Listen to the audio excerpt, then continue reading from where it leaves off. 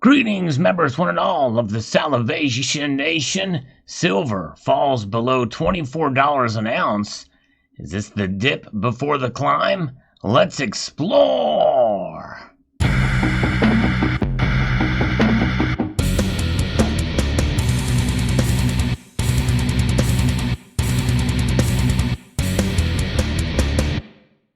Indeed, we're seeing prices continue their slide downward. Gold is comfortably below the $1,800 level, and silver has fallen below $24. Earlier in the ask price, it was below $24, but now in the bid price, it is below $24. And we're going to kind of explore some of the reasons behind, building mostly on what happened yesterday, is kind of building upon that momentum with these consecutive losses. This time, we're taking a look at an article from MarketWatch. It talks about this issue. Gold futures remained below the key $1,800 level on Wednesday, stretching their losses to a second consecutive session, pressured by further strength in the U.S. dollar. And as I've said before, that is probably the biggest driver. Now, there are exceptions to that rule, as there are to many rules, but typically what drives the price of gold and silver is the strength of the dollar. And the dollar picking up strength, people think, well, why is the dollar strong? Well, essentially, it's a measure of strength against a breadbasket of other currencies that the IMF tracks, about 6 other currencies. And everybody's in trouble right now, essentially. And so the dollar is essentially the best of the worst, but they're all not doing that well. Gold, like all markets, is trading on a day-to-day basis according to how traders are interpreting the tea leaves for the Federal Reserve monetary policy, said Brian London, editor of Gold Newsletter. The precious metal traded a bit higher than Wednesday's price settlement after the Federal Reserve's beige book on economic conditions released Wednesday afternoon said that overall economic growth downshifted slightly to a moderate pace in early July through August. Yes, indeed. Well, and a lot of this is due to, well, you guessed it. It's always been the case since about March of 2020, the coronavirus pandemic. And when I talk about the pandemic, I basically refer to it with how the markets react to it. And right now we're dealing with the Delta variant, which the cases have picked up, and we are on the precipice of a new variant called the Mu variant. And there are cases arising, hospitalizations and the like, and the markets react to it. In fact, locally, a business just closed down due to it. Now, there's other reasons as well, mainly tying to the lack of employees. And why is that happening? Well, because of all the stymie, the unemployment that is out there, and some states are saying they're going to increase and that unemployment or extend it, and which means that these businesses are going to have a hard time finding people to work, and it's just kind of a shame where things are. And if the Federal Reserve has a beige book on economic conditions, I'd hate to see their black book on economic conditions. December gold fell a negative 0.38%, or $5 to settle at $17.93 an ounce. In electronic trading before the beige book release, the contract traded at $17.94.90. Gold prices dropped 1.9% on Tuesday, the sharpest one-day percentage drop for our most active contract since the 9th of August, with the move pushing the contract to its lowest settlement since August 26th, fact data show. Sharp gains in the dollar, expectations that central banks will taper asset purchases, and gold's inability to break past $1,840 despite positive news in the form of lower U.S. August non-farm payrolls contributed to gold's fall below the key $1,800 mark, said Shinten Kanani, director of research at Insignia Consultants. This has resulted in short-term traders using every rise to exit the gold investments, he told MarketWatch. The dollar continued to strengthen, weighing on gold, which is traded in the greenback. The ICE U.S. dollar index, DXY, was up 0.2% to 92.65.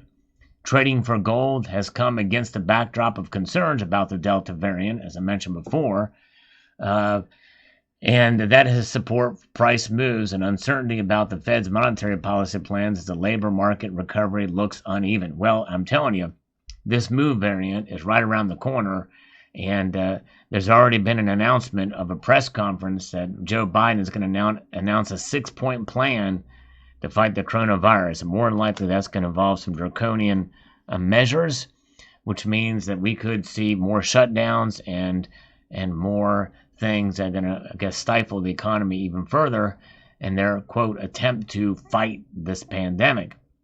What's the bottom line here, according to MarketWatch? The bullish case for gold is characterized by a very fragile balance between a steady but relatively slow economic recovery. Data that is too hot causes hawkish money flows is still a accommodative monetary policy. Central bank policy, that is. Tyler Ritchie, co-editor of Seven's Report Research, wrote in Wednesday's newsletter. So anything that contradicts either one of those things will weigh on gold near term. And I'm bullish for gold even in the near term, especially after the announcement that's coming tomorrow. So this, I think, is the dip below the climb. And in the middle of a storm, we're essentially kind of in the midst of a hurricane, and we're seeing calm winds right now. Not necessarily in the eye of it, but maybe it could be, because they say this move variant is that much more contagious. And again, I know people have different feelings about it, but it's the perception of the markets. Remember, psychology is one of the biggest drivers for the markets. How they perceive news and information, whether it's true or not, and whether it's debatable or not. You know, the debate for the market is one thing. It's a perception of that reality, whatever it may be.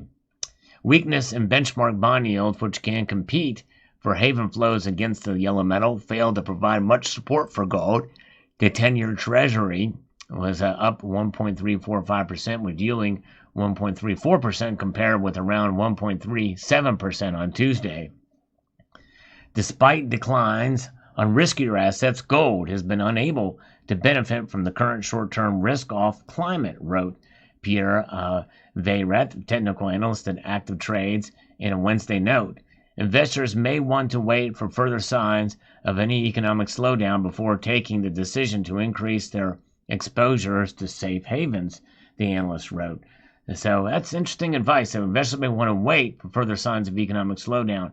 I would encourage you, if there's a dip, to buy if you can afford to do so and as your budget allows. Those are the two key factors. If you can afford to do so and if your budget allows, that's probably the safest advice I can give in any circumstance. But if there's a dip and you can take advantage of the dip, why not? And look for products out there that you are interested in. And as far as silver, especially silver falling to these levels here, I think they're going to rise soon. That's my feeling based off of what I've just mentioned. And so we'll see. Silver is a more volatile metal. It is certainly a metal to watch for sure if you're thinking about making a play with the prices. And again, looking at where we're at, silver's dropped today at 1.56%. It's a fairly substantial decline, a 38 cents drop today on top of yesterday's drop. And so we'll see how things play out. But I think this is short-lived. I think we're going to come to a point where we're going to see things climb in the future very soon. Let me know what your thoughts are. And before I go, let's take this scammer call. Hello? This is Donna from Chase Card Services. Oh. You have been approved for 0% lower interest rate on your existing credit cards with 5% cashback. Let's take the call. Let's see if we'll take it. Let's see here. Card Services, how are you? I'm doing good. How are you doing, sir?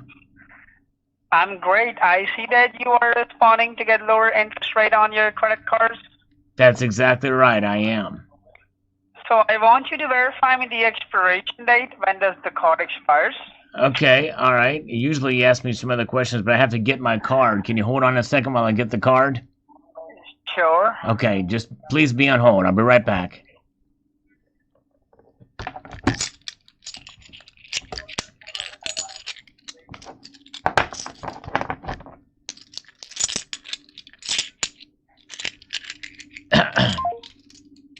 Dang it, he didn't want to hold.